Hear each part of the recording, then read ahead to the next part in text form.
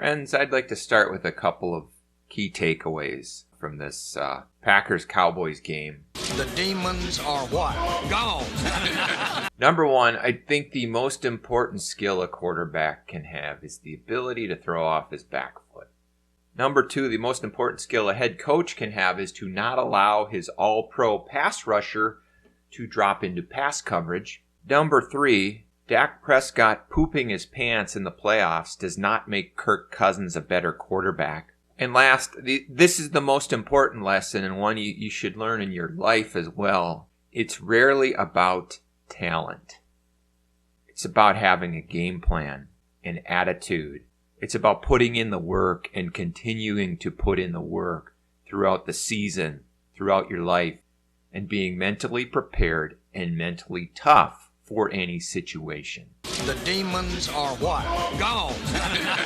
And I think Vikings fans value physical talent over everything. Because physical talent throughout the course of a season will put up big numbers. Adrian Peterson, a prime example. He'll get you 1,500 yards, maybe even 2,000 yards.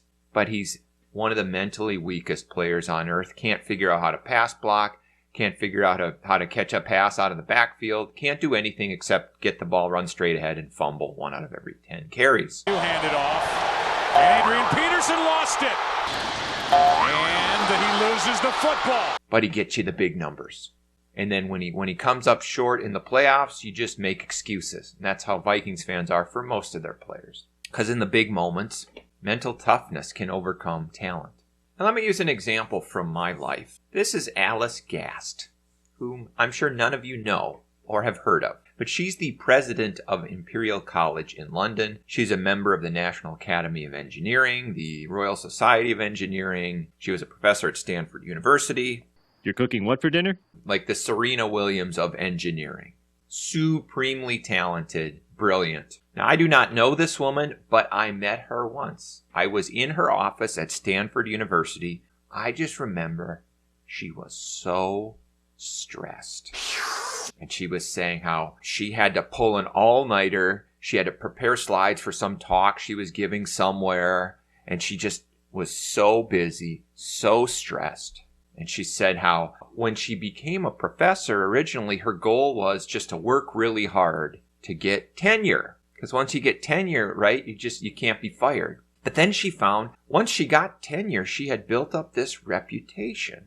And she actually had to work harder to maintain her standing as an elite academic in this field. She couldn't take her foot off the gas at all. She actually had to put her foot down harder. Because what you find is in the real world and in professional sports, there are plenty of supremely talented people who will step in to take your place or knock you on your butt if you do let up at all. Sort of like how when you show up at MIT as a math whiz, you walk through the doors and you realize, oh, everyone at MIT is a math whiz.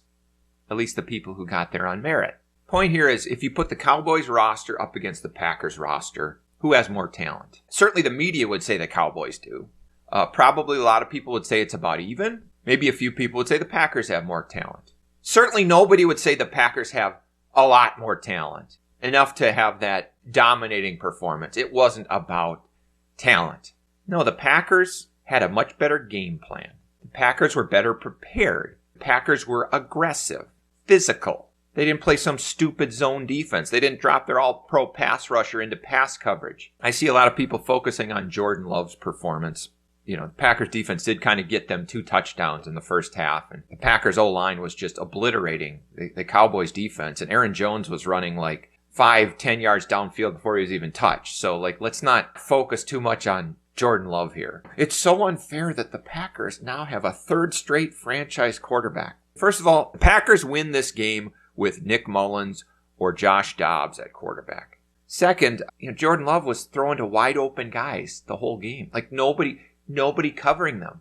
And Jordan Love has enough sense to take a slightly deeper drop to give himself a little more time to throw. And he can throw off his back foot. It's fairly simple. Oh, this proves the Vikings need to draft a quarterback and get ready to move on from Cousins. Well, yeah, every team should do that. You should draft a quarterback, put him into a system where he can succeed. I mean, he did make some good throws, But it's not hard to make some good throws when the defense is totally passive the whole game. And when you compare these two defenses, it looked like the Cowboys were playing with like 7 or 8 defenders. And it looked like the Packers were playing with like 15. Like even when Dak Prescott would get a completion, it was like a contested catch. There are like 4 Packers right around the receiver. That's the difference between like a defense that's just playing some stupid zone where they're all just spread out along the field and a team that is concentrated on actually covering the pass catchers. I mean, it was just a total team annihilation. It was kind of like 41 donut for the Giants over the Vikings in 2001. Vikings probably were more talented than that Giants team, but they got their asses kicked. Kerry Collins, 41 donut, okay? So is Kerry Collins some great quarterback? One team was completely unprepared. One team was completely prepared. The demons are what? Gone. And now let's talk Jaire Alexander. How talented is he? I honestly don't know. Certainly Vikings fans like to criticize Jaire Alexander. I mean, I think he is a punk. Last year, the Vikings went into Lambeau Field and got their asses kicked. With Kirk Cousins at quarterback, I might add. And Jaire Alexander was like flapping his lips all week leading up to the game. How he was going to shut down Justin Jefferson or whatever. Then the game comes and the Packers destroy the Vikings. Jefferson was pretty well shut down. And then the Vikings, as I recall, blamed the length of their cleats on their poor performance. A lot of Vikings fans after the game are like, well, Jaire Alexander needed help. He needed help from other Packers defenders. So he didn't shut down Justin Jefferson. So you're saying his team helped him out. So you're saying the Packers played like a team. You're saying they had an actual defensive strategy to shut down the best player on the opponent's team. You're saying they played smart. And you care more about whether Jaire Alexander gets credit than you do whether the Vikings actually showed up. The fact is, it doesn't matter how good Jaire Alexander is because he can get in the opponent's head. That's what he did to Justin Jefferson and Kirk Cousins and the entire Vikings team. He got in their head. And when you get in somebody's head, their talent comes down. Once they get in here, it's over, pal.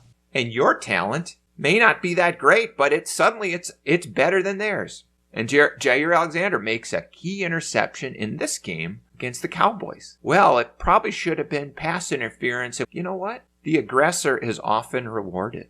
I wish the Vikings had a cornerback who would make that play rather than stand there like an idiot watching a receiver make a play.